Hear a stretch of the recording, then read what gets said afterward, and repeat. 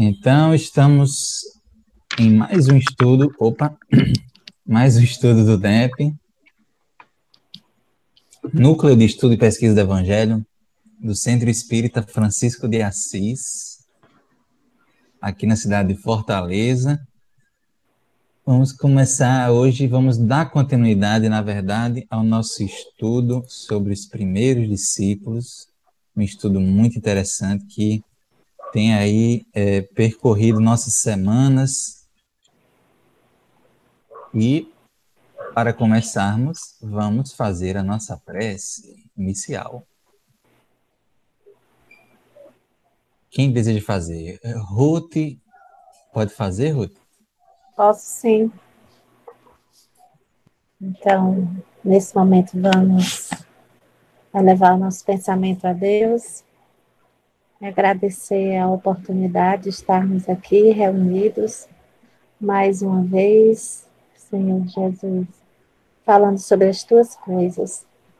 Te pedimos, Senhor, que a tua presença amorosa se faça conosco durante o nosso estudo, que os bons espíritos que acompanham esse estudo, iluminem as nossas mentes, abram os nossos corações para que essas reflexões façam sentido e se transformem em ações em nossas vidas. Fica conosco, Senhor, hoje e sempre. Que assim seja. Que assim seja, graças a Deus. Seja bem-vindo, amigo Olívio. Acabamos de fazer a prece, vamos iniciar agora. Então, vamos iniciar, já que a gente já está mais familiarizado com o texto, vamos escolher um dos evangelistas para ler. Eu pensei em ler o Mateus ou Lucas, vocês preferem qual? Lucas eu acho que é o mais extenso, Mateus também tem bastante detalhe. O que vocês acham? Lucas, que tem mais detalhes? Leia, Lucas. Pronto. Então vamos lá. Eu vou ler e aí a gente vai compartilhando. Lucas capítulo 5, versículo 1 a 11. E sucedeu que, ao espremer-se a multidão em torno dele, do Cristo, né, para ouvir a palavra de Deus, ele mesmo estava de pé junto ao lago de Genezaré e viu 2 barcos atracados junto ao lago. Os pescadores, tendo desembarcado deles, lavavam as redes. Entrando em um dos barcos, que era de Simão, pediu-lhe para afastar-se um pouco da terra. Após sentar-se, ensinava as turbas do barco. E quando acabou de falar, disse a Simão: Faze-te ao mar alto e desce as vossas redes para a pescaria. Em resposta, disse Simão: Comandante, labutando durante toda a noite, nada apanhamos, mas, com base em tua palavra, descerei as redes. Ao fazer isto, recolheram uma numerosa quantidade de peixes. As redes deles se rompiam, e acenaram aos parceiros do outro lado do barco para vir arrastar as redes junto com eles. Vieram e encheram ambos os barcos, a ponto de se afundarem. Ao ver isso, Simão Pedro prosternou-se diante dos joelhos de Jesus, dizendo: Senhor, afasta-te de mim, porque sou um homem pecador. Pois o assombro apoderou-se dele e dos que estavam junto com ele, em razão da pesca dos peixes que arrastavam juntos. De forma semelhante também de Tiago e João, filhos de Zebedeu, que eram sócios de Simão. Jesus disse a Simão: Não temas, agora será pescador de homens. Ao aportarem os barcos sobre a terra, deixando tudo, o seguiram. Olha, eu estava relendo aqui, parece que toda vez que a gente relê, a gente presta atenção num ponto específico diferente, né? Porque é incrível como os evangelistas, eles têm detalhes diferentes e, naturalmente, essa passagem, o versículo mais lembrado é dos pescadores de homens, né? Mas há tantas coisas aqui interessantes e intrigantes para a gente estudar. Por exemplo, essa questão que a gente acho que até já falou do horário da pesca, da quantidade de peixes que eles recolhem, uma quantidade tão numerosa que faz com que o barco ele ceda um pouco, né, fique pesado, né, e rompa as redes. Então, o que significa isso, né, nessa passagem? Eu acho que é um simbolismo interessante aí, né? A parte depois de Simão Pedro dizendo: Jesus, afasta-te de mim, porque sou um homem pecador. O assombro apoderou-se dele. O que quer dizer isso, esse assombro? Muita coisa que não vai dar tempo de falar hoje, inclusive, porque a gente vai terminar os elementos. Tudo isso são cenas dos próximos episódios. Então, o que nos aguarda, né, companheiros? Muita coisa interessante nos aguarda. Mas vamos Isso. de degrau em degrau. Para darmos continuidade. Alguém quer falar alguma coisa? Então, Boa noite, boa noite. Gente, eu vejo, hoje eu entendo que o plano espiritual não perde oportunidade nenhuma de nos ensinar grandes lições, né? Tem toda a simbologia, você colocou agora, porque o assombro, o barco cheio, não sei o quê, o assombro. Aí a gente, na primeira leitura, se você estiver voando, você vai continuar voando, né? Mas é verdade, Alívio. você tem que aterrissar.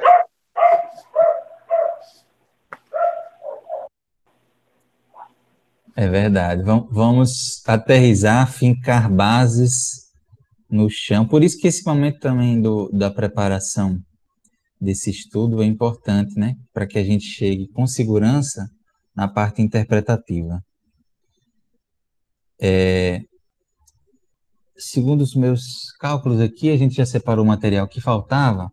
Vamos fazer o seguinte, vamos para a sinagoga, que ficou faltando esse nosso estudo sobre a sinagoga. É um elemento mencionado, se eu não me engano, em Mateus, no Evangelho de Mateus, é isso? Isso, versículo 23. Eu vou colocar aqui em tela o material que o nosso amigo Israel separou para nós. Só um minutinho, gente, estava com tanta coisa aberta aqui. Nós estávamos agora numa live, né, divulgando o evento Encontro NEP Nordeste, que vai ser no domingo, e estamos aí nesse clima de expectativa para o evento. Pronto, já devem aparecer na tela de vocês. E aí eu já passo a palavra para o nosso amigo Israel, para que ele possa conduzir, falar sobre o material que ele trouxe. Câmbio.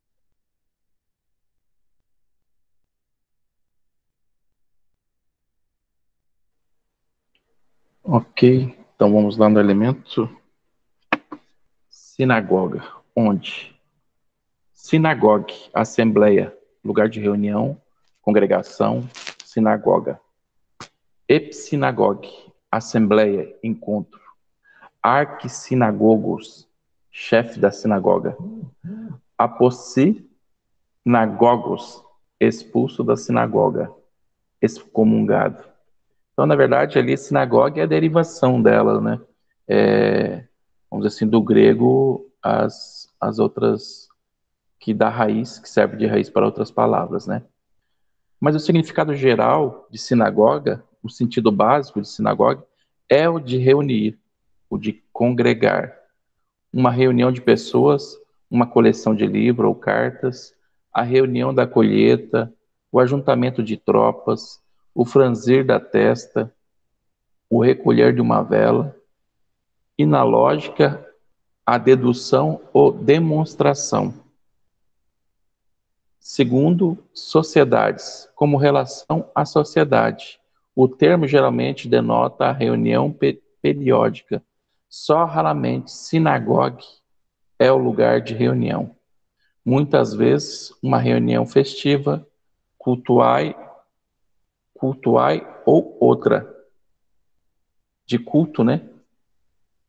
É denotada, por exemplo, uma festa ou mesmo um piquenique, diferentemente de eclésias, a assembleia de cidadãos livres.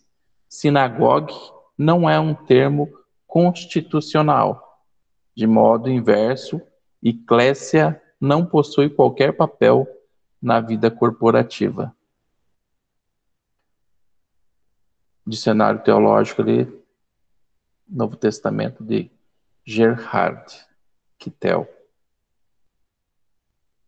É interessante, né, que a própria cooperativa deles ali também é a simbologia, né, dessa questão de reunião, de integrar, né, de recolher. A pesca em si é simbologia também do recolher, né. Mas a gente vai ver também a sinagoga nasce também, ela como edificação, local de estudo, ela nasce no período também que os judeus estão no exílio. Na verdade, o local onde eles se contemplavam, se reuniam, vamos dizer assim, que seria no templo, né? Eles no exílio também, afastado de poder, vamos dizer assim, do culto no templo, também eles nascem esses locais para manter as tradições, já que muito, vamos dizer assim, daqueles textos não, porque eles tinham muito aquela questão assim da transmissão oral dos ensinamentos, né? E nesse período, vamos dizer assim, do exílio, eles sentem a necessidade, vamos dizer assim, de transcreverem e passarem para o papel também através de textos. E lerem esses textos para estar guardando através, não só na memória, como em texto em si também, esses ensinamentos dos seus antepassados, né? Deixa eu ver aqui o que mais. Interessante, Israel. Eu fiquei me perguntando o que significa essa parte final. Ele diferencia com eclesia, né, que é a igreja, né, isso? Assembleia de Cidadãos Livres. Ele fala sinagogue não é um Sinagoga. termo constitucional. De modo inverso, a eclesia não possui qualquer papel na vida corporativa. O que quer dizer isso? Estava aqui me perguntando. Eu também aqui, na verdade, eu não consegui alcançar ali, na verdade, a distinção, já que, porque eclésia também funciona como congregação, né? Onde se juntam, vamos dizer assim, tanto que a gente vai falar assim também em relação até à Câmara dos Vereadores lá, né? De igreja, né? A gente chama. Então, é um lugar de congregação, de reunião, né? E a especificação do termo ali de sinagoga, ele também fala que é esse reunir também. É uma reunião, serve como ajuntamento, né? Como colheita, ou ajuntamento de tropa, no sentido mais muito parecido, né? Talvez, eu não sei se eclésia é usada ou colocada, vamos dizer assim, como essa situação, nessas outras situações, né? Como ajuntamento também, né? Ou só congregação de pessoas em si, né? O que diferenciaria talvez de sinagoga. Entendi. A diferença é bem sutil, mas existe, né? Sim. Quer ver? Ela, na verdade, é uma palavra que não ocorre muito no Antigo Testamento, né? Aparecendo uma vez somente no Antigo Testamento, no Salmo ali 74, e no Novo Testamento ocorre 60 vezes. Aqui fala assim que, estou lendo aqui nesse dicionário aqui, tá? Essa palavra que você está lendo é qual? Sinagoga ou eclesia? Sinagoga. Na verdade, esse aqui é um mini dicionário, que ela tem um complemento. Esse outro eu tirei desse do Dicionário Teológico do Novo Testamento de Gerhard. Esse que já é um mini dicionário. Eu falo aqui que, ao que parece, originou-se entre os judeus exilados em Babilônia, pela necessidade que sentiam, longe do templo, de orar e se edificarem mutuamente. Era preciso, pelo menos, 10 homens para fundarem uma sinagoga. A ordem de culto na sinagoga é semelhante à que se acha descrita ali em Lucas, em Atos. A sinagoga servia também como um centro social dos judeus, como seu lar espiritual e o lugar onde educavam os filhos. Jesus ensinava e orava na sinagoga. Interessante essa informação, Israel, porque a gente precisa diferenciar, né, o templo da sinagoga, né? E me parece que eu achei interessante o fato que você comentou que ele é tão pouco falado no Antigo Testamento, quer dizer, é uma construção mais posterior à sinagoga, né? No Antigo Testamento era o templo que era o centro da vida religiosa e política dos judeus. As sinagogas passaram a ser uma espécie de descentralização, né? Representar o templo, uma reunião talvez um pouco mais íntima, local, como você colocou aí, né? Até por conta da própria destruição do templo ou do período que eles ficaram exilados, né, afastados. Então, Isso. como se tivesse, não digo pulverizado, né, vamos dizer assim, mas separado eles, vamos dizer assim, do templo, de um local, vamos dizer assim, onde eles podiam estar fazendo essas leituras dos textos da Torá em si, né, desse ensinamento que é o ensinamento oral. Eu não quero até assim, posso me confundir na data, não sei se foi depois do exílio, porque até então todo ensinamento era oral, não era ainda transcrito, vamos dizer assim, tanto que a necessidade da tradução ali na Septuaginta foi devido, vamos dizer assim, à não compreensão, vamos dizer assim, daquela língua semítica lá, que eles já não estavam entendendo mais. Mas eles foram passados para o papel em si, se não me engano, né, foi depois do exílio, que eles começam, vamos dizer assim, colocarem em textos e guardarem. De um local, vamos dizer assim, no templo, eles guardavam nas sinagogas, né? E ali virou um referencial também de escola, o local além de contemplação, né, de culto, vamos dizer assim, não só comentar as escrituras, agora lerem a escritura, né, nas sinagogas em si. É muito importante. E a gente pode até estar se perguntando o que essas informações vão nos ajudar, mas essas informações vão ser muito importantes para a gente responder a pergunta do versículo. O versículo nos informa que Jesus ensinou nas sinagogas. Por que Jesus ensinou nas sinagogas? Não precisa responder, a gente vai chegar lá. Tem outros slides que você trouxe, né, Israel? Sim. Mas é muito interessante que você trouxe, porque vai nos ajudar a entender por que Jesus ensinou de sinagoga em sinagoga. Esse do John Davis, dicionário da Bíblia lá, ele fala que é um lugar destinado à oração. A sinagoga servia também para o funcionamento dos tribunais e para escolas. Antes do cativeiro, as práticas religiosas de elevada categoria somente eram celebradas no Templo de Jerusalém. A lição das Escrituras fazia-se publicamente em qualquer lugar.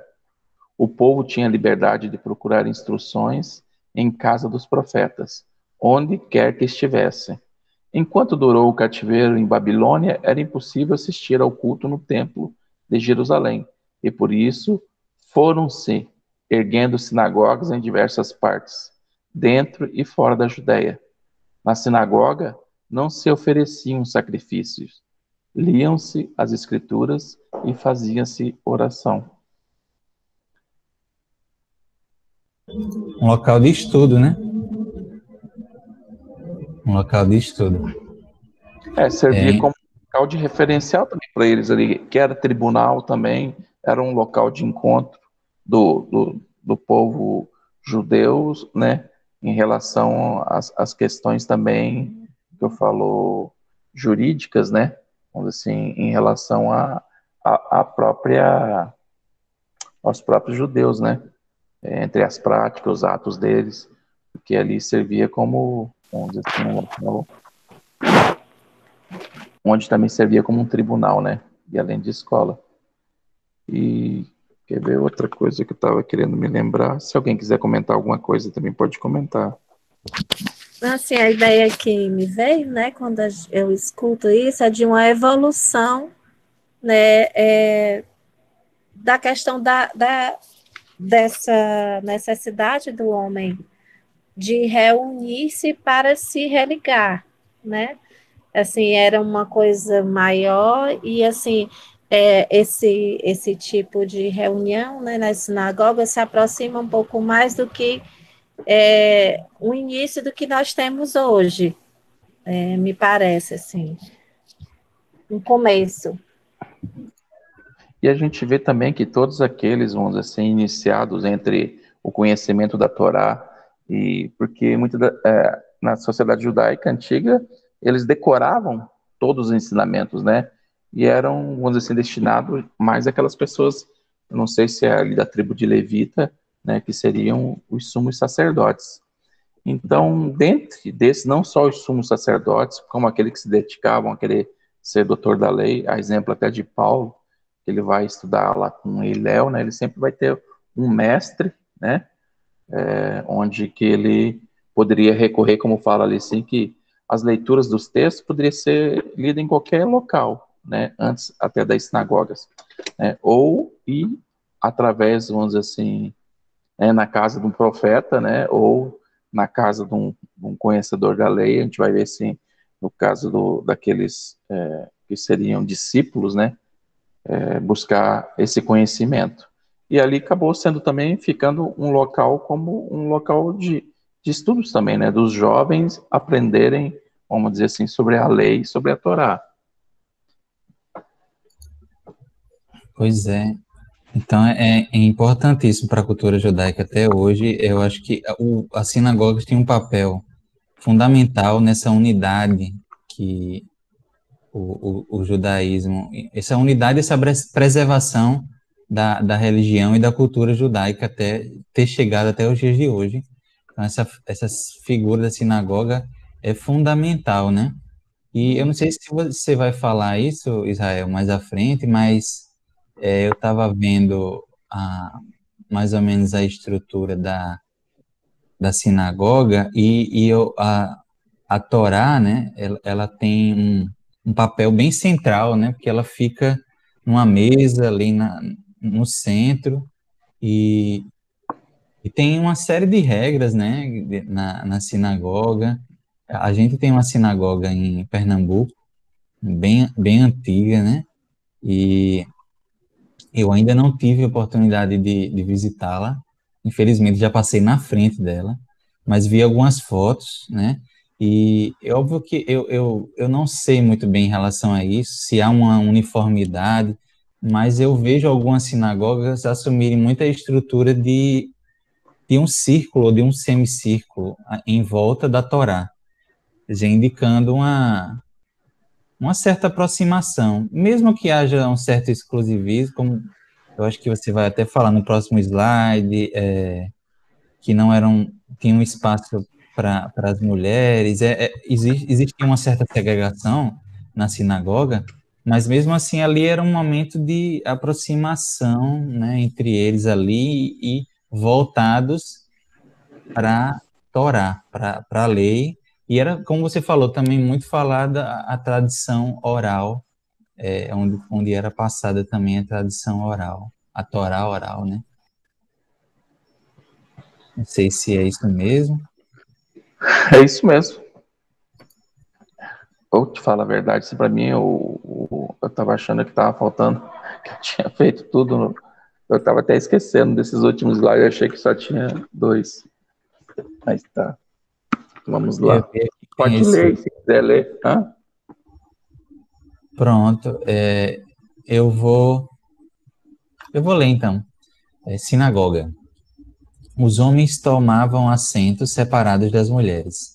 Um dos membros da sinagoga é quem fazia oração. Consistia principalmente na leitura de Deuteronômio 6, essas passagens aí de Deuteronômio, Números também, e em repetir algumas ou todas as 18 orações e bênçãos. O povo ficava em pé durante as orações. Isso está relatado em Mateus e Marcos nessas passagens. E todas as pessoas presentes diziam amém quando terminavam. A leitura da lei fazia-se, isso está em Atos também, esse relato, por diversos assistentes, cada um dos quais lia um parágrafo alternadamente. Começava e terminava com ação de graças. Seguia-se uma lição dos profetas, que era lida pela mesma pessoa que abria o serviço com oração. Depois da leitura, fazia uma exposição sobre ela, ou o leitor, ou qualquer outra pessoa presente. Olha só, isso é interessante porque a gente vai ver que Jesus ia fazer isso, né, nessa passagem de Lucas aí que está mencionada. E tem uma passagem em Atos também que ocorre isso. Quer dizer, era aberta a qualquer pessoa presente ali, inclusive o próprio leitor da Torá, fazer um comentário, uma breve exposição sobre a leitura. O culto terminava com a bênção pronunciada por um sacerdote, se havia algum presente, e a congregação dizia amém. Os judeus denominavam a sinagoga de casa de reuniões. John Davis. Interessante saber disso, né? Porque Jesus participava dessas atividades, né? Jesus frequentava e seguia, respeitava essa ritualística da época, da cultura da época. E por vezes comentava, participava. Foi ali que ele foi semeando o seu evangelho, que é o cumprimento, né? O ato de completar, de cumprir a lei da Torá, a lei de Moisés, né? A observar por esses pontos que foi elencado aí, dá para dizer quase que ali é uns precursores do NEP do Antigo Testamento, ali é um miudinho, né? Isso. Só que ali, numa forma mais ritualística, fazia-se a leitura de textos, alguns específicos, e alguns não. Alguns ali, pelo jeito, abria também pelo acaso, né, onde se fazia a leitura, e ele tecia o comentário, ou alguém que estivesse na assembleia ali, também pudesse fazer o seu comentário, né? Muito interessante saber disso. Mais alguém quer comentar? Não, pode prosseguir, Zé. Não, e na verdade a gente vê assim que tinha os momentos, vamos dizer assim, onde eles tinham essa ritualística desse encontro dos membros, vamos dizer assim, da comunidade para essas leituras e explanações. Mas também tinha aquele momento de encontro, de reunião, na verdade, para algum julgamento de algum daquela comunidade, alguma postura, né? Ela servia também não só como esse local aí para o culto em si, né? Mas tudo que envolvia a comunidade judaica, né? Com posturas dentro da lei, do segmento, vamos dizer assim, da Torá, né? Assim como os momentos onde que também para aprendizado, para o estudo, né? Para as crianças, né? Quando ia na sinagoga, para aprender em si, né? E provavelmente quem levava lá eram as mães, né? A gente vai ver assim que a mãe em si era responsável pela educação do filho dentro da comunidade judaica, né? Porque fala ali até que tinha um local separado, né, onde ficava. E a gente vai ver também, vamos dizer assim, até em algumas ruínas, eu até acabei me esquecendo, nem olhando nenhuma imagem. Poderia ter buscado alguma imagem, mas é muito bem simples mesmo. A gente vai ver assim, até naquele filme lá de Paulo, ou de Maria Madalena, na verdade, quando eles vão comentar sobre ela, que ela está louca, se eles estão dentro de uma assembleia, estão dentro de uma sinagoga, né? E a gente vai ver, é muito simples, era como se fosse um lugar rebaixado, um piso quadrado pequeno, bem simples, com um pequeno degrau, né, onde você ficava sentado, né? E a gente vai ver essa concepção de umas sinagogas já mais... ali falava assim da questão das primeiras fileiras, né? Porque tinha esse primeiro e segundo degrau, né? Então aqueles que sentavam lá, porque diz que fala assim que os fariseus gostavam de ir na sinagoga para fazer as suas doações também, para mostrarem e aparecerem, vamos dizer assim, e aqueles que gostavam de sentar também nas primeiras fileiras, quando Jesus faz a crítica daqueles que são a postura que sentam nas primeiras cadeiras, né? E que não Verdade. Rapaz, você lembrou bem do filme Maria Madalena, porque a imagem que me vem da sinagoga, quando eu penso nela, é a do filme hoje, né? Porque no filme fica bem interessante, bem ilustrativo. Esse filme é mais recente, né? Da Maria de Madalena, acho que, se não me engano, lançou em 2017. E E aí você lembrou bem que tem uma cena em que ela está lá na sinagoga e mostra direitinho como é que funcionava essa estrutura.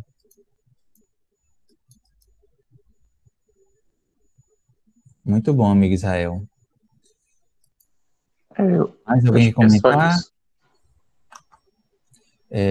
O interessante agora é a gente refletir, depois já para ir já projetando o ensinamento moral, a conclusão moral, por que Jesus ensinou nas sinagogas, né? Fica claro, primeiro, que por ser judeu e por respeitar essas tradições, ele fazia parte delas, mas principalmente aquele ambiente era o ambiente, já tentando dar assim, pelo menos a minha opinião sobre o tema, era o ambiente onde havia essa abertura para que o Cristo pudesse semear, né, as primeiras visões dessa sua boa nova, né? E o povo judeu, como a gente sabe, daqueles povos da época, era o mais preparado para poder compreender a mensagem do Cristo. Não quer dizer que o compreenderam, né? Como a gente vai ver depois. Mas que era o ambiente, assim, mais propício para Jesus caminhar. E como Israel falou, as sinagogas, elas, principalmente depois da destruição do templo, elas foram os locais da convivência mesmo da comunidade judaica. Então, daí a gente entender, e na nossa passagem ela fica bem claro, que a gente já está chegando nela num ponto onde Jesus já era bastante conhecido. A gente até estudou, a Elis nos trouxe, e que o texto vai nos dizer até onde a passagem chegou, até a Síria, né? E, então, de sinagoga em sinagoga iam falando sobre esse tal de Jesus, filho do carpinteiro. Será que é o Messias ou não é? Está falando nas sinagogas e tal. Então, é interessante isso para a gente entender esse ponto do porquê Jesus ensinou primeiramente nas sinagogas, e ele sinagoga em sinagoga. Agora, vamos então para a parte que ficou com Larissa. Larissa, pode ficar tranquila aí, eu sei que ela está ocupadinha. A gente vai seguindo aqui, Larissa.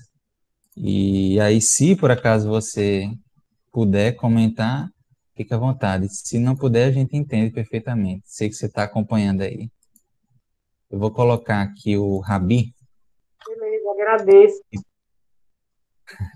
E vou pedir para a Ruth fazer a leitura.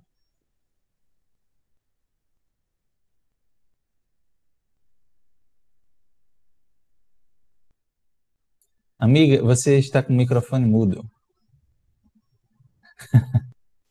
Me empolguei já para ler. Então vamos lá. Rabi e Rabone, doutor ou mestre, termo de distinção honrosa aplicado pelos judeus a seus instrutores espirituais. Em Mateus 23, 7, em João 1,38. Dizem que as escolas judaicas continham 3 graus de honra: Rabi, mestre; grau inferior, Rabi, meu mestre; grau médio, e Rabone, meu senhor, meu mestre, que era o mais elevado de todos. Quando São João escreveu o seu evangelho, a terminação "one", meu, havia perdido a sua significação especial de adjetivo possessivo, porque dá às palavras Rabi e Rabone o mesmo sentido de mestre. João, não é João, não é João, João 1, 38, 20, 16. Mestre, geralmente, isso está no dicionário de Davis. Aí, mestre, geralmente, é tradução de 5 palavras hebraicas e de 7 palavras gregas. A palavra helenizada rabi, rabino, deriva do hebraico rabi, meu mestre, e se encontra por 8 vezes nos evangelhos, e é usada exclusivamente a respeito de Jesus, no dicionário de Douglas.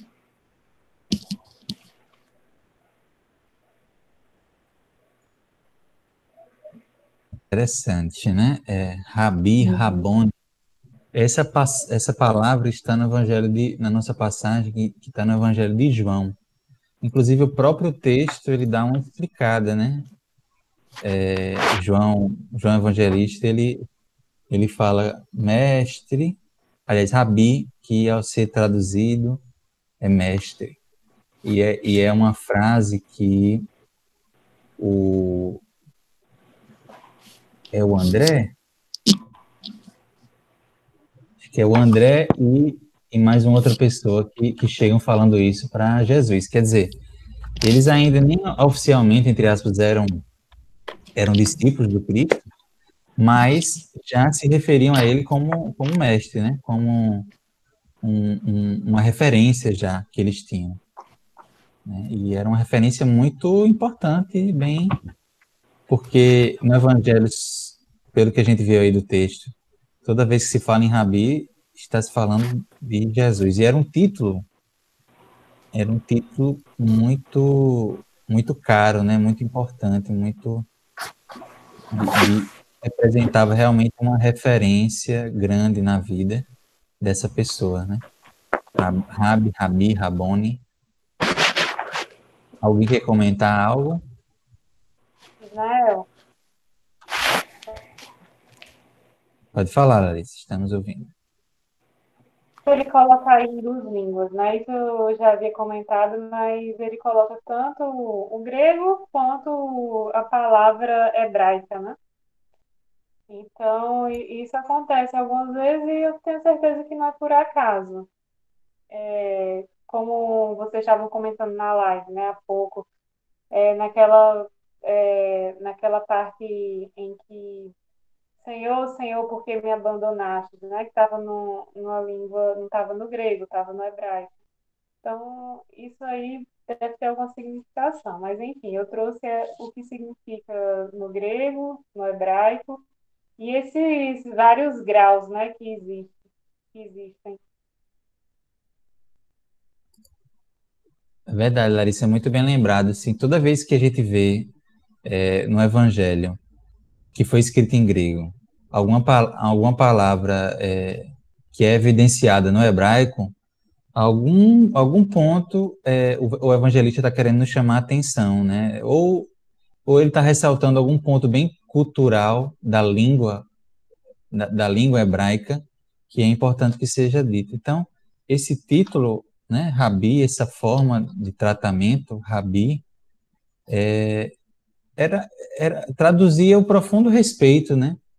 E admiração e carinho e realmente referência que os discípulos tinham com o Cristo desde o início dessa admiração. Alguém quer comentar algo mais? Ismael, Oi, Alexandre. oi. Oi, gente, boa noite. Boa noite. Eu estou quietinho aqui porque eu estou jantando, viu? Morrendo de fome. Mas, Mas adorei ali a parte da sinagoga, foi maravilhoso. E essa questão agora do Ramon, esses níveis aí que a Ruth leu, eu lembrei de imediato quando vocês chegaram no Ramon, porque é assim que Maria Madalena chama Jesus, quando ela o reconhece lá após a passagem lá que ela vai buscar o Flores no túmulo dele, né? Enfim, ela diz aqui deixa eu ver aqui, em Mateus 28, capítulo 28, 9 a 10. Ela voltou-se para ele e disse, Rabone, que quer dizer meu mestre.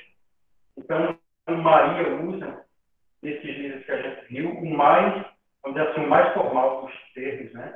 Ainda que fosse também recheado de afetividade, mas ela trata um nível superior, né? Era isso, gente. Obrigado. Verdade, Alexandre, muito bem lembrado. Denotava um respeito muito grande, né, de Maria Madalena com o Cristo. Mais alguém quer comentar algo?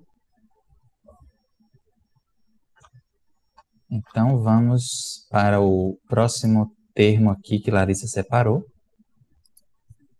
que é Messias, Machia. Olívio, meu amigo, você pode ler?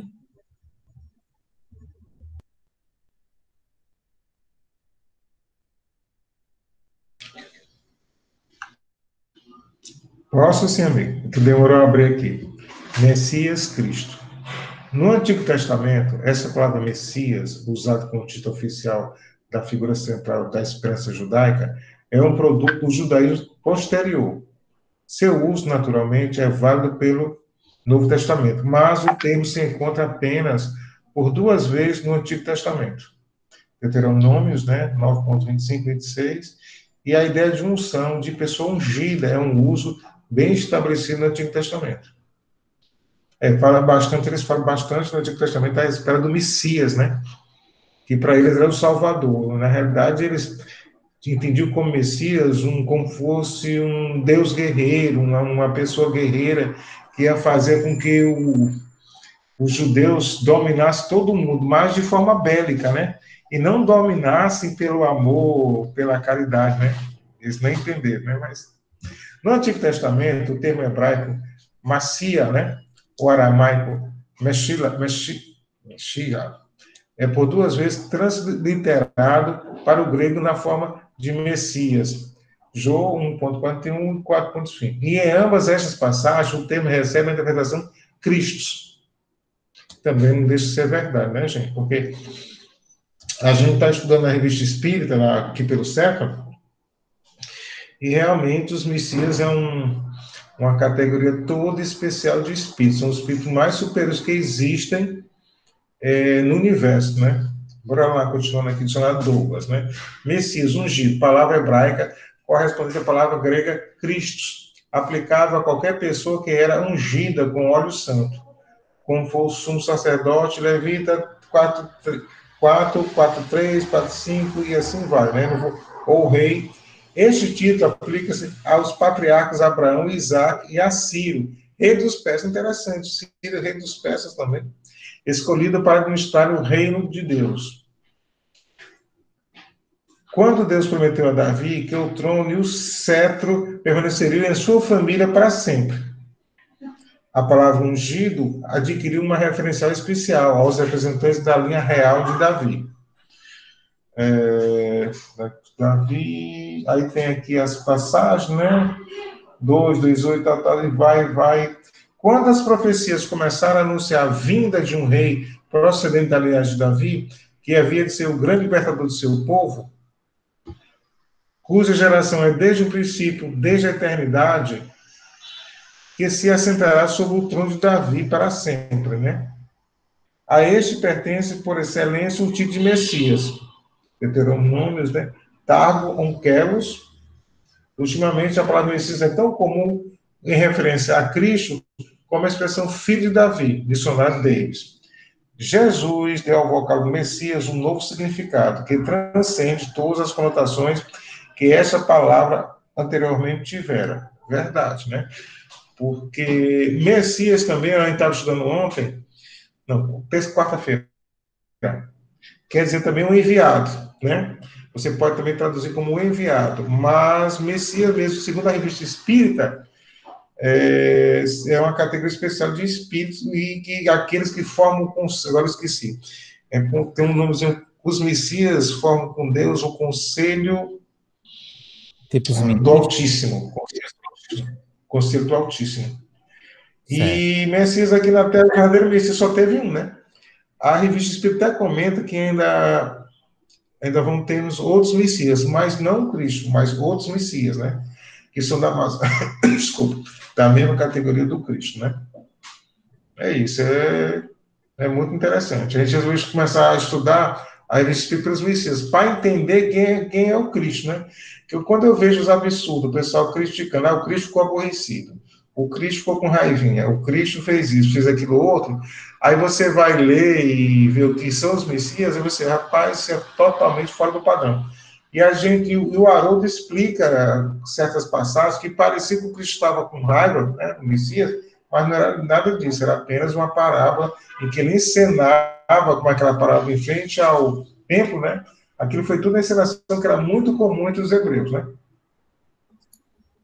Richard, falei demais. Exatamente, Olívio. Não, foi ótimo. Inclusive, esse estudo da Revista Espírita, ele é muito importante, interessante para a gente fazer junto com o estudo do Evangelho. A gente consegue trazer muitas informações interessantes. Interessante a gente estar gravando. Agora, nossa gravação não é como a de vocês, não. A gente está gravando só a voz, aí eu boto uma capazinha e boto. Tá lá, eu vou até passar depois o link para vocês. Inicialmente, a gente teve alguns erros, alguns enganos, estamos aprendendo, né? Pronto, Perdemos manda lá para a gente. uma gravação O importante é que vocês estão que registrando. eu fui gravando, não deu certo, mas das... Ok, esse termo a gente até já abordou em outras reuniões, né? Mas, Larissa, você quer acrescentar alguma coisa? Tem um ponto também que me chamou a atenção, mas primeiro, fala, Larissa. Mais uma vez aqui, nós temos um texto em grego, né? Mas que traz uma palavra de origem hebraica, né? O Machia. Então, também não é por acaso. E o próprio evangelista está falando, né, que Messias também é traduzido como Cristo. Mostra que há a relação, né, entre Messias e Cristo. Mas, nesses comentários que eu trago, existe também todo um entendimento do que seria o Messias, né? E daí eu trouxe esse contexto. E a questão do Cristo, né? Ele deu uma nova significação aos Messias, né? Jesus, como o grande Messias, ele ressignificou ainda mais, botou no nível, né? Super elevado essa categoria. É isso. Eu achei interessante que no texto do dicionário Davis, é o terceiro texto aí que Larissa colocou, no finalzinho, ele menciona uma passagem de Malaquias, eu acho. Deixa eu ver se eu aponto aqui para vocês. Aqui, ó, ele vai falando de alguns trechos onde é mencionado nas profecias essa palavra, né? E aí um rei procedente da linhagem de Davi, que havia de ser o grande libertador do seu povo, cuja geração é desde o princípio, desde a eternidade.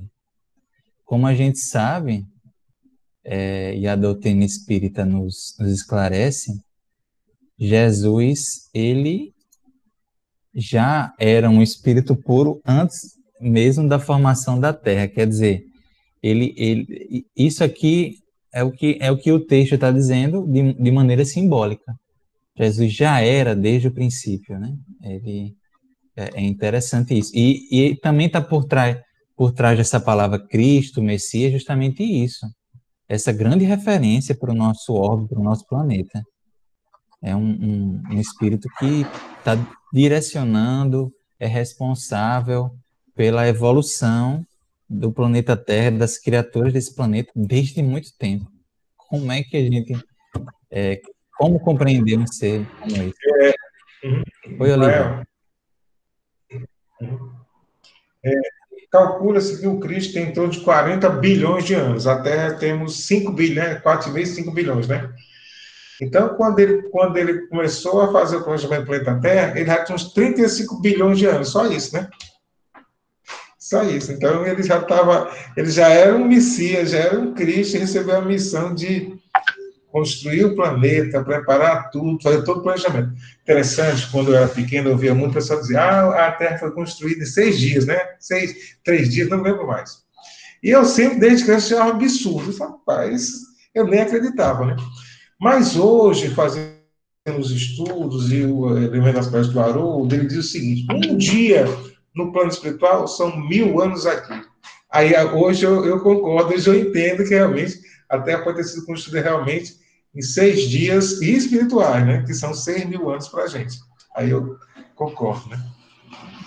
Falta conhecimento para a gente às vezes, né? Às vezes. A gente vai ver também que ela é uma palavra que acaba, assim, com o tempo, a gente vai ver no Novo Testamento que ela acaba pegando um sentido diferenciado, né? Distinguindo esse ungindo de Deus, que seria o Messias prometido, né? Mas a gente vê ali, assim, como o texto fala, duas palavras, vamos dizer assim, cada uma numa língua, né? Uma vem de origem hebraica e outra de origem grega, né? Que seria o Mashiach, né? Que seria o Messias lá do hebraico, e o Christos, que seria do grego, né? Para esse ungido, né? O Cristo. E no Novo Testamento ela tem essa conotação maior, né? Do ungido de Deus, né? Até porque a gente vai ver assim que no slide anterior fala a questão de Senhor. Senhor seria ali Adon, né? Adon seria Senhor. E Adonai seria meu Senhor, né? A gente olha também os judeus, eles não pronunciavam a palavra Yahvé, né, que seria o tetagrama lá, eles substituem e chamam de Adonai, meu Senhor, né? E então tem uma conotação maior desse ungido mesmo, né? Não do Messias como sendo um Senhor. E se não me engano, as mulheres também tinham referência aos maridos como Adon, né? Que era o Senhor. Meu, eu não chamava pelo nome, né?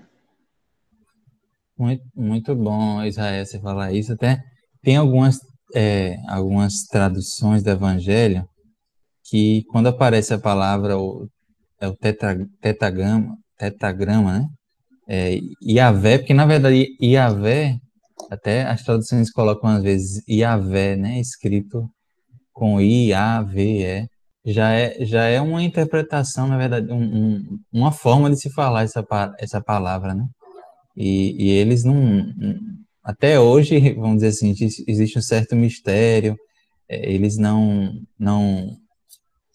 pronunciam o nome de Deus. Esse é o nome de Deus e ele é um segredo só para um grupo bem seleto. Então, eles chamam sempre Deus de Senhor, né? Como você falou, aí, Adonai, Adon. Sempre isso é interessante. E a palavra de Deus, o divino ali, era só pronunciada pelo sumo sacerdote, se não me engano, era naquelas festivas, né? Uma vez, acho que no ano, ali naquela parte ali no Santo dos Santos, né? Na parte do templo ali, que era os Santos dos Santos ali, que eles pronunciavam dentro das orações. Tanto que a oração que eles fazem diária, tanto no começo do dia, no final do dia, é o Shema lá, que eles falam, né? Shema Israel, Adonai Eloheinu, Adonai Echad, né? O Senhor é um, né? O Senhor é meu Deus, o Senhor é um. Muito bom. Elohim também é uma outra palavra que quer dizer Senhor, não é isso? Adonai Eloheinu, ele fala Eloheinu. Elohim. Elohim também é Deus, né? E Elohim, com I, é deuses, plural, né? aliás, desculpa. El, né, é Deus, Elohim seria deuses, né? É o plural, né? E o im no final é o plural. Nossa, não, muita coisa. Se a gente for entrar nesse assunto, tem coisa interessante. Por que Deus está no plural aí? Isso dá tanto pano para manga, né, meu amigo? E que por isso que é bom, às vezes, assim, entender o hebraico, que ela tem muita ligação direta, né, assim, com a palavra em si, com o que é palpável, material, né, do que você está vendo, né? Tanto que os exemplos deles são muito materiais, não abstrato. É o cotidiano, né, é o dia a dia, é um exemplo que você vê, é uma coisa que você é palpável, né? Tanto a questão de transmitir sentimento, né, ou como abstração. Eles sempre usam do material. Vamos falar de ira, né, uma coisa que às vezes é abstrata, eles vão falar com vínculo à palavra narina, que é a respiração ofegante, né? Então, tem relação, vamos dizer assim, sempre com essa questão material, né, da língua. Muito bom mesmo. Agora, então, nós vamos para os textos que a Ruth nos trouxe. Encerramos essa parte que Larissa comentou. O restante do material ela já abordou na semana passada, sobre a hora 10ª e o Cordeiro de Deus, né? E agora, deixe-me colocar aqui em tela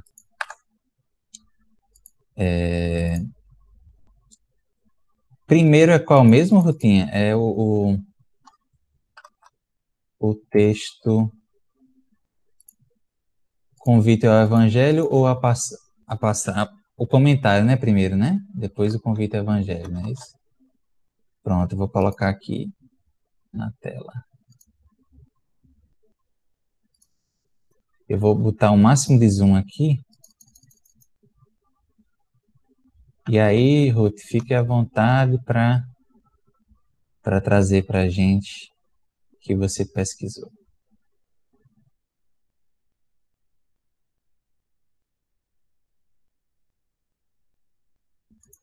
Agora você precisa ativar o microfone. A vida esquece. Primeiro dizer que eu tive uma certa dificuldade de encontrar comentários do versículo em si, mas aí eu encontrei esse daqui, que são vários comentários, né? Tem de Albert Barnes, tem de Joseph Benson, de E.W. Bullinger e de Adam Clarke. São alguns comentaristas a respeito deste evangelho. Aí o Albert Barnes, ele só cita, ele diz assim, pescadores de homens, ministros ou pregadores do evangelho, cuja tarefa será conquistar almas para o Cristo. E o Joseph Benson, ele começa dizendo, citando, né, o versículo, né, Mateus 4, 19 e 20, onde diz que ele disse a eles, nomeadamente, após algumas circunstâncias anteriores, um relato do qual é dado em Lucas 5, 1, 11. Siga-me, isto é, não apenas de vez em quando, como você fez até agora, desde o meu batismo. E em João 1,37, mas agora abandone seus empregos comuns e torne-se meus assistentes constantes, que ouvindo continuamente minha doutrina e vendo meus milagres, você poderá, em devido tempo, tornar-se meus mensageiros para a humanidade. E ele diz, é notável que quando Deus chamou os homens para cargos de dignidade e utilidade entre seu povo, ou apareceu particularmente a favor deles, eles geralmente estavam envolvidos em algum emprego honesto. Aí ele fala que Saul estava buscando as nádegas de seu pai, e Davi guardava as ovelhas de seu pai, quando o Senhor as chamou para o reino. Os pastores estavam alimentando seus rebanhos quando receberam informações do anjo. Acompanhado pelo exército celestial, sobre o nascimento do Cristo. Deus chamou Amós do rebanho, Gedeão da eira e os apóstolos aqui da pesca. E ele diz que Deus não encoraja a ociosidade nem despreza as pessoas em empregos médios. E eu farei de vocês pescadores de homens. Você deve reunir homens na rede do evangelho, ele diz, e conquistá-los para a fé. E esse sucesso abundante lhe darei, que o número de almas convertidas por você será maior do que o dos peixes que você usou para capturar. E ele cita Ezequiel 37, 6, 10. E ele diz, observe, leitor, o trabalho dos ministros é aqui apresentado. Eles não devem pescar como meio de vida, muito menos por honra e aplausos para si mesmos, mas ganhar almas para Deus, e iscar seus anzóis, e encomendar suas redes para esse fim, as quais, no entanto, nunca serão respondidas se, por meros discursos gerais, eles se tornam as malhas tão largas que os pescadores encontrarão uma passagem fácil através deles, ou por raciocínios abstratos e especulações bem elaboradas. Tornam os fios tão pequenos que podem quebrá-los facilmente. Ou se eles deixaram de fechar a rede sobre os que foram fechados, por uma aplicação adequada e pontual de seu assunto. Nem toda a nossa arte ou trabalho nos fará pescadores de homens, sem a bênção divina. Sem isso, como os discípulos da antiguidade, podemos trabalhar o dia todo e a noite toda, mas não pegaremos nada ou nada para o propósito. E deve ser observado ainda mais que os apóstolos não deveriam entrar imediatamente na obra do ministério, mas foram os primeiros a seguir Jesus. E os apóstolos, na escolha de um para suceder Judas, limitaram-se em sua eleição àqueles que os acompanharam o tempo todo. O Senhor Jesus entrou e saiu entre eles. Isso está ele cita Atos 1, 21. Aqueles que não observam isso tornam-se pescadores de algo mais do que das almas dos homens. Eles logo deixarão suas redes e o seguirão, influenciados pelo poder de sua palavra, e atacarão com o maravilhoso milagre registrado em Lucas 6, 9. Não é de necessidade indispensável que aqueles que são chamados ao ministério da palavra não tenham mais nada a fazer. A mão de Paulo ministrou as suas necessidades e as de seus companheiros, mas é muito desejável que eles sejam apoiados a ponto de serem capazes de se entregar totalmente à obra do Senhor. Esse comentarista, ele já traz, né, as suas impressões a respeito do versículo. O E.W. Bullinger, ele apenas cita, né, pescadores de homens, uma expressão talmúdica, um pescador da lei, e ele faz uma citação da Torá, capítulo 1, Maimonides. Já Adam Clarke, ele cita, siga-me, venha através de mim.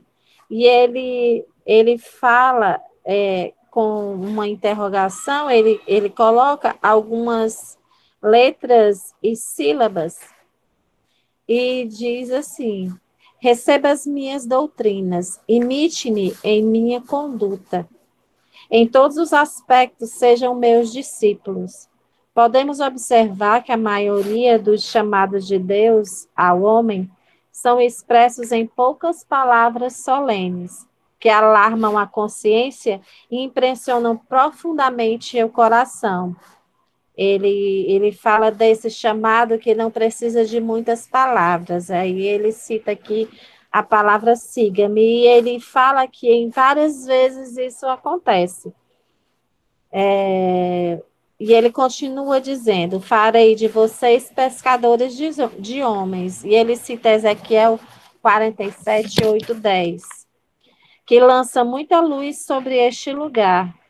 E a esse profeta nosso Senhor provavelmente alude. Seguir a Cristo e ser admitido em uma parceria de seu ministério é uma grande honra. Mas aqueles que são por si próprios aptos para isso, Deus chama miseráveis e questiona, né?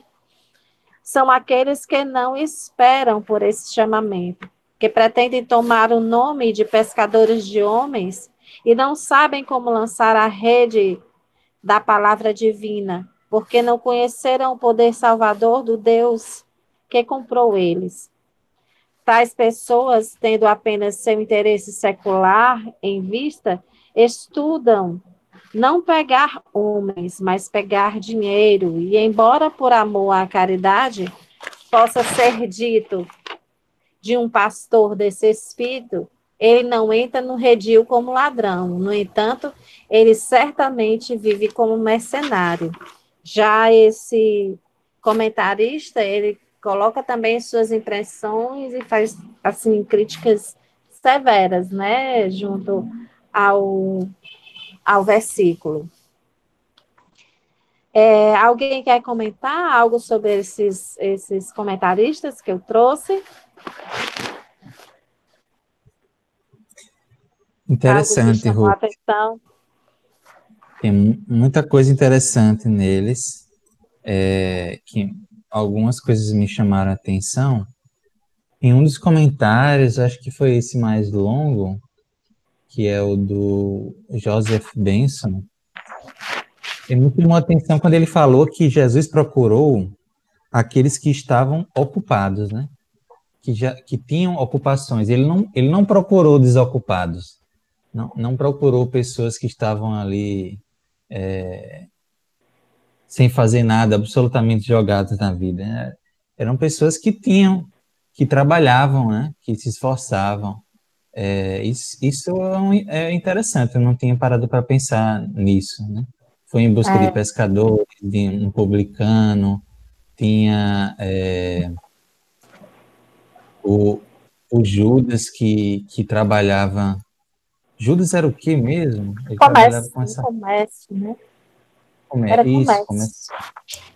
comerciante. E quer dizer, Jesus, e o próprio Cristo, que era um carpinteiro, né? Uhum. Todos eles valorizando a figura E de ele cita, né, vários profetas, né, que receberam esse chamado, né, cita a própria Maria, né, que no seu labor doméstico também era uma trabalhadora, né. Eu achei muito interessante, assim, também esse dado que esse comentarista traz. Interessante. Posso falar aqui, vocês estão lembrados do Evangelho, os trabalhadores da última hora, em que ele faz o comentário que só aqueles que realmente estão trabalhando, que são convocados ao trabalho, né? Você tinha que deixar o seu tempo disponível para o trabalho, né? Eu não sei se tem alguma coisa a ver, mas, né? Lembrando do Evangelho, lembrei disso agora. Faz muito sentido. É verdade, é verdade. Tem uma outra coisa que me chamou a atenção, tem muita coisa interessante nesses trechos que a Ruth trouxe. Mas mais no finalzinho ele vai falar, um dos comentadores, no sentido dessa palavra que Jesus usa quando ele diz siga-me, o que é esse seguir, né? Seguir o Cristo. E seguir é muito mais do que ir atrás, né? Aí ele coloca aqui, ele diz que seguir, vem atrás de mim, siga-me, imite-me a conduta, imitar a conduta. Então esse convite é quando a gente se apropria desse significado, né? De Jesus como esse a ser imitado, como um modelo, como um guia, que a gente é justamente um convite que vem para todos nós, né? E é importante ver esse significado. Esse siga-me é muito profundo. É muito mais do que ir atrás do Cristo, fazer as tarefas que ele propõe, assumir a indumentária e agir em nome dele. Na verdade, internalizar a conduta do Cristo. Imitar mesmo, imitar. Engraçado que o primeiro título do Evangelho segundo o Espiritismo, eu não sei se vocês lembram, muita gente não sabe, mas o Evangelho segundo o Espiritismo, ele era imitação Imitação do do Evangelho. Evangelho, não é isso? E é Isso. interessante, porque essa palavra imitação, apesar de, no português, em alguns contextos, ter um significado um pouco negativo, mas esse significado aqui que o Kardec utilizou é justamente esse aqui, de enxergar Jesus como esse grande modelo de vivência, né? Muito mais do que aquilo, trouxe um Israel. ensino. Ô, Ismael, você falando disso, eu me lembrei das criancinhas que eu atendo, né? Eu atendo crianças de 0 a 3 anos de idade, fazendo estimulação precoce. E uma das coisas que a criança, né, nós todos, nós aprendemos por repetição, né, imitando. Eu me lembrei de uma das perguntas que eu faço para as mães, né, se a criança bebezinha, né, determinado tempo, né, determinada idade, se ela já imita sorriso, se ela já imita caretinha, né, porque isso faz parte da nossa evolução, né, a gente cresce imitando, né, fazendo tentativa e erro, e até os nossos comportamentos, eles são um pouco imitação do que a gente vê, observa, né, ao longo da nossa vida. Né? A gente vai se desenvolvendo imitando, né? É verdade, Ruth. A gente nem imagina, e às vezes isso é até inconsciente, né, Ruth? Quantas vezes a gente não percebe comportamentos nossos que a gente aprende e nem sabe, assim, dos nossos próprios pais ou das pessoas que nos influenciam, e a gente se vê imitando aquilo. O ser humano, ele aprende através desses modelos. É preciso, né? O ser humano aprende um com o outro. O ensino formal, ele é importante, mas o exemplo aquela força que realmente transforma de maneira mais definitiva. Eu costumo dizer que eu aprendi muito mais a dirigir observando quem não dirige bem do que, é, do que realmente fazendo autoescola. É interessante isso, né? Que eu tive muitos bons exemplos nessa parte da direção, mas aí observando até o mau exemplo, a gente também consegue saber por onde a gente deve ir.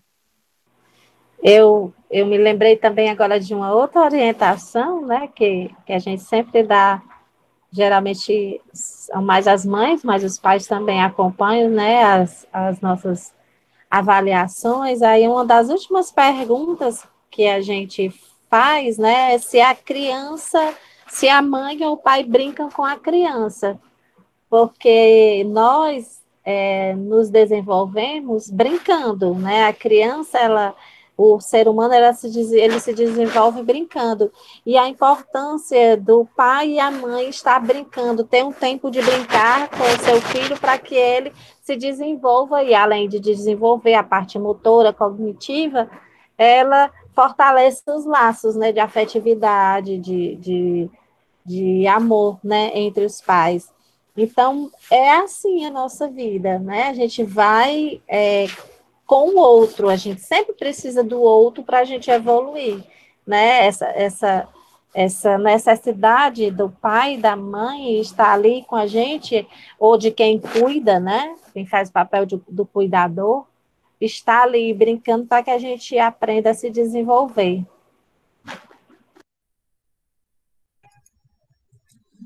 Muito bom, meus amigos. Mais alguém quer comentar algo?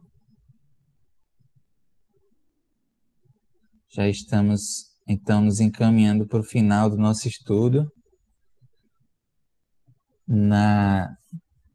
Muito interessante a gente concluir, então, essa parte dos elementos, mas, na verdade, a gente só começa agora a adentrar mesmo no significado da passagem em geral. O que eu iria sugerir para vocês, que aí a gente pode decidir agora, como é que vai ser a dinâmica das próximas reuniões.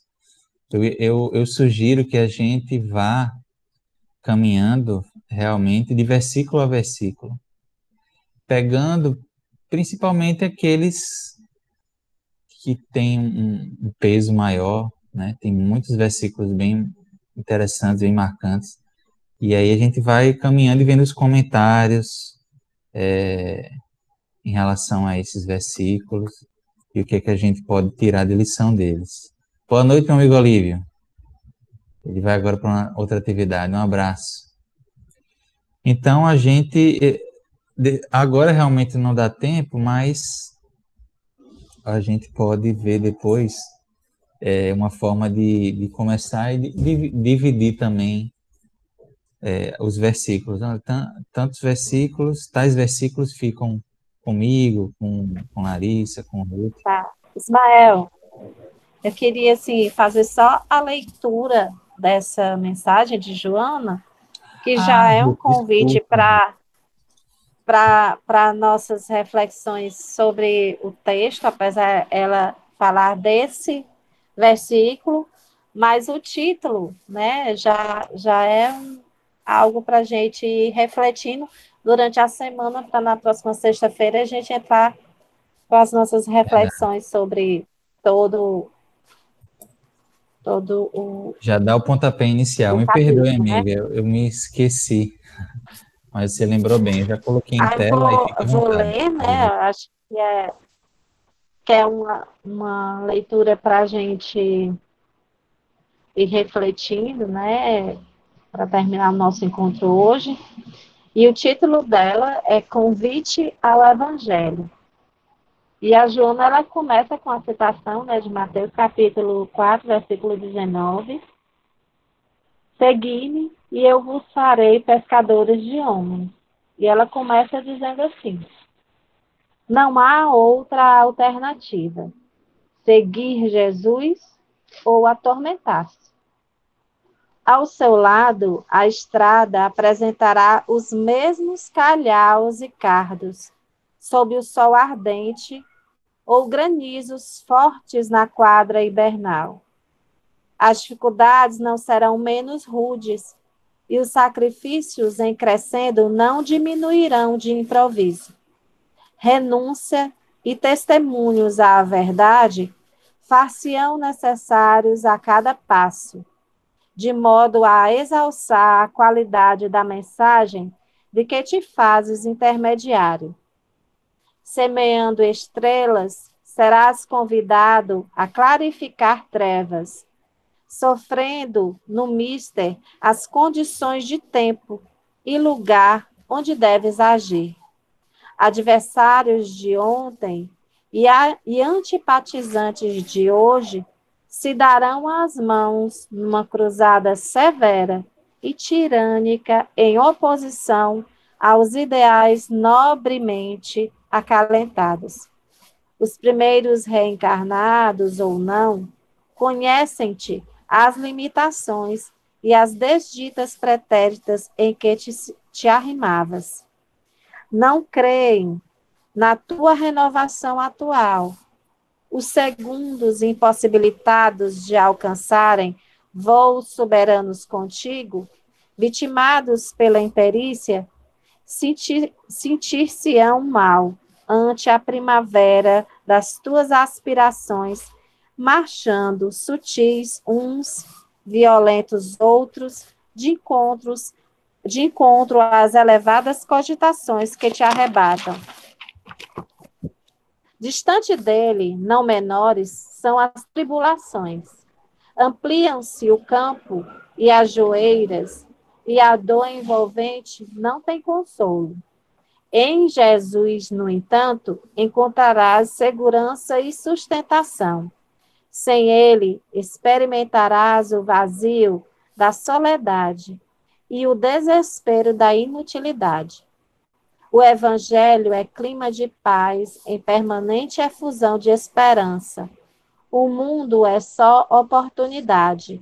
O que ora não colimes, lobrigarás depois. O que hoje escasseie, amanhã abundará. Despoja-te das dispensáveis indumentárias da ambição terrena. A jornada pela terra objetiva aprendizagem, renovação. Tornarás à vida verdadeira concluído o curso. E volverás com o resultado das experiências felizes ou desditosas que acumulares, enquanto no curso da oportunidade. Não te agastes face aos problemas naturais, que sejam decorrentes da tua filiação ao Evangelho. Sábio é o homem que discerne melhor, fazendo opções elevadas, trocando o transitório de agora pelo permanente de sempre. No corpo, tudo passa, e rapidamente passa. Apenas as realizações se fixam como convites ao retorno reparador ou concitações a estágios mais altos. Faze-te pescador de almas, atirando as redes no mar dos homens, recolhê-lo-ás aquele que padecem e anelam paz. Felicitado pela inefável companhia do Cristo, o sublime pescador, que até hoje, pacientemente, espera colher-nos malhas do seu pulcro de amor. Dormimos com essa mensagem de Joana. Lindo, Ruth. Obrigado por nos trazer essa mensagem linda de Joana de Ângeles. E agora, então, vamos fazer nossa prece. Israel, meu amigo, você pode fazer nossa prece final? Posso fazer, sim. Vamos levar nosso pensamento ao Pai de infinita misericórdia, ao Mestre Jesus, companheiro de todas as horas. Ilumine, Mestre Jesus, os nossos passos em nosso crescimento espiritual. Aclare-nos a fim de absorvermos todo o conteúdo nos estudos que temos do seu Evangelho, para que possamos colocar em prática no nosso dia a dia. Agradecemos aos mentores espirituais que se dedicam a nos inspirar e nos auxiliar nos estudos. E nos abençoe para que sigamos sempre em frente, levando um pouquinho do seu Evangelho àqueles que nos cercam. Obrigado, mestre amigo, mais uma vez, por essa bendita oportunidade. Envolve-nos a todos em sua paz. Que assim seja. Que assim seja. Amém. Então, gente, boa noite. Lembrar, né, Ismael, de convidar os amigos para domingo participar do encontro Nordeste do NEP. Vai Exatamente. ser muito legal. Domingo, Ruth estará lá, eu estarei lá, e a gente vai estar participando desse momento bem legal. Em breve presencial, mas por enquanto virtualmente. Ismael, esse roteiro nosso na próximo encontro, ele vai ser a sequência ou vai... Sim, bem lembrado. A gente estava falando sobre o próximo estudo, né? Vamos... a minha sugestão é essa. O que é que vocês acham? Vocês têm outra sugestão? Continuar a sequência, né?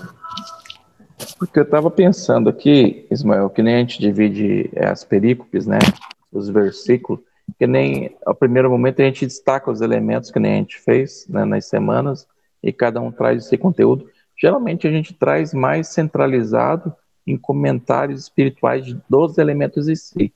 E os comentários espirituais a gente acaba corroborando, né, assim, com nossos comentários aqui, mas não especificamente algum conteúdo, talvez pesquisado mais profundo, a não ser aqueles que já têm uma bagagem um pouco maior em seu arsenal aí de conteúdo de leitura, né?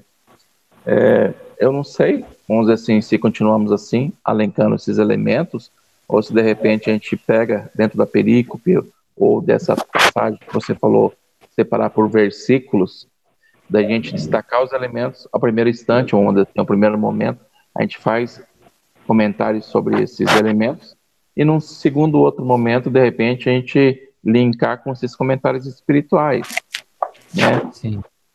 Da gente trazer um conteúdo mais naquela passagem que a gente está. Eu não sei se separasse por versículo cada pessoa, que nem você falou, já designando direto. Então, daí a gente já faria o comentário dos elementos, e num segundo momento, os espirituais, ou fazendo os elementos já com os espirituais juntos. Pode ser, eu acho bom, porque acho que dá uma dinâmica melhor para a gente ir seguindo. Acho interessante essa tua ideia, Israel, de fazer, então, de maneira conjunta, essa pesquisa.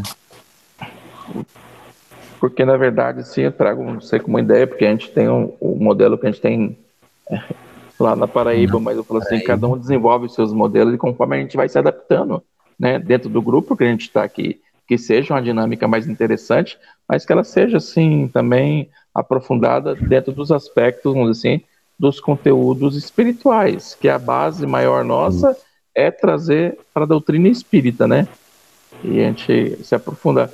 Eu não sei porque eu falo assim, dentro da minha leiguice, né, muitas das vezes, eu me pego também me aprofundando nos comentários, nos elementos, vamos dizer assim, dos comentaristas bíblicos, e depois eu vejo assim, poxa, eu acho que ficou faltando alguma coisa de puxar mais para dentro da doutrina, para dentro, né, do aspecto principal. A gente tem que realmente dar valor à nossa... o arcabouço espiritual. E quanta coisa... Realmente, a gente às vezes estuda profundamente comentários bíblicos e tem tanta verborragia, né? Muita coisa comentando, mas no final você, como você falou, uma coisa. Porque é o significado espiritual e como os espíritos, como Emmanuel, Joana, Humberto de Campos, eles vão realmente no coração da passagem e nos fazem enxergar isso. Isso. Então eu acho por isso que ótimo. eu achei interessante trazer os comentários, né, sobre esse versículo, mas trazer essa mensagem de Joana, que traz uma profundidade sobre esse versículo, assim, que nos traz muitos questionamentos, né, e nos dá muita esperança também. Verdade. Porque... Então façamos dessa forma, a gente já dá uma olhada nos textos, até usando o site do NEP Brasil, que nos dá uma listinha boa, pelo menos para iniciar, dos livros da contribuição espírita e espiritualista. E aí a gente pode então ir dividindo, como você falou, dessa forma.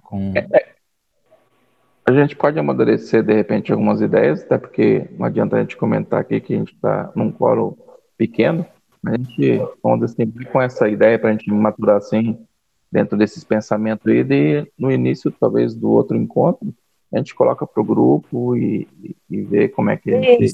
junto com eles, né? Eu terminei nem trazendo essa questão antes. Essa semana eu estava muito focado nessa questão do encontro do NEP Nordeste e terminei me esquecendo de trazer essa questão para o grupo. Mas como você falou, a gente pode trazer isso na próxima reunião, sim. Já podemos ir nos falando um pouco no grupo mesmo do WhatsApp, e aí a gente bate o martelo na semana que vem sobre essa construção aí, tá? É como a gente tá vendo como tá dando, como tá sendo melhor, como é que vai dando certo essa metodologia, né? Vai sendo dinâmico, vai modificando. Até porque, Ismael, assim, dentro da nossa experiência, ela, assim, com o da Paraíba que a gente tem, assim, a gente foi mudando com o tempo, né? Algumas questões. E a gente viu que a gente chegou, assim, no momento, assim, que parece que deu uma ajustada agora, de novo, assim, que tem uma profundidade maior para as explanações. É nesse sentido, às vezes, a gente se encontrando, vamos dizer assim, dentro do nosso próprio modelo. Só explicando para a Ruth, lá, Ruth, agora a gente, na Paraíba, a gente tem mais reuniões falando da parte espiritual do que da parte mais da pesquisa que a gente chama de acadêmica, e isso tem sido muito positivo. Acho que é até bom que você tenha trazido isso, Israel, porque a gente começa a implementar por aqui, trazer essa ideia. O Antônio, nosso amigo Antônio Carlos, sempre frisou muito bem a importância de trazer. Vocês viram na parte da tentação do deserto como ele conseguiu trazer tantos pontos da pesquisa dentro das obras espíritas que a gente nem imaginava que existiam, né? Então é muito rico e a gente precisa realmente aproveitar. Sim, porque esse primeiro encontro aí desses materiais acadêmicos é para a gente se ambientar, né? Na verdade, sim, para o entendimento que tinha também dentro desses elementos para a época em si, né? Não ir com essa ideia formada como a gente vive hoje, para entender, vamos dizer assim, a sociedade judaica, né, da época dentro dos estudos. Mas sim, enriquecer, sim, entender esses elementos e com isso, vamos dizer assim, ele abrir um aspecto maior para a gente entender a mensagem em si, né? Com apoio dentro das obras básicas, das obras complementares que a gente usa, né? Como elas aprofundam muito mais nos detalhes e faz esses links, né? Meus amigos, eu vou ter que dar boa noite e tchau para vocês, Também. viu? Mas Vamos lá, meus queridos. a gente conversa melhor no próximo encontro.